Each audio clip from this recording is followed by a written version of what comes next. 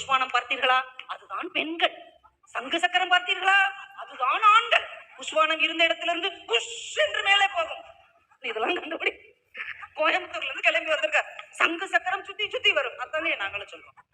சங்கு சக்கரம் மருந்து தீர்ந்த பிறகு 10 நிமிஷம் ஆடும். போட்டிருக்க சரக்கு அப்படியே இது இருக்க இடத்துலதான் எரியும். மருந்து இருக்க வரைக்கும் தான் எரியும். அது சரக்கு தீர்ற வரைக்கும் ஓடும். பாயும், பக்கத்து வீட்டுக்கு பாயும், எதிர்த்த வீட்டுக்கு ஓடும். கொஞ்ச நேரத்துக்கு முன்னாடி ஒரு ரோபோட் வந்துச்சு இல்லையா, அது எந்த பக்கம் வருதுன்னே தெரியாம நம்ம பயன் அது என்ன செய்யுதுன்னு தெரியல. அது மாதிரிதான் சங்கு சக்கரம். நம்ம இங்கதான் பத்த வச்சிருப்போம். அது அந்த பக்கம் ஓடும், இல்ல இந்த பக்கம் ஓடும், இல்ல தெரிச்சு கூரைக்கு போகும். ஆனா புஷ்வானம் இருந்த அதே இடத்துல இடத்துல தான் இருக்கும்.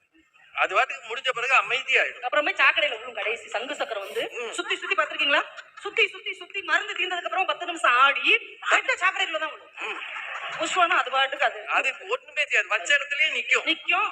அதுதான் பெண்கள். இருந்த இடத்தில் இருந்து கொண்டே வானத்துக்கும் பூமிக்குமாக விஸ்வரூபம் எடுக்கிறவள் தான் எங்கள் பெண்கள். அப்படி அதாவது பெண்கள் எல்லாம் புஷ்வானம்னு ஒத்துக்கிட்டாங்க. ஆமாங்க, ஒத்துக்கிறோங்க. இதுல என்னங்க இருக்கு? என்ன இருக்கு?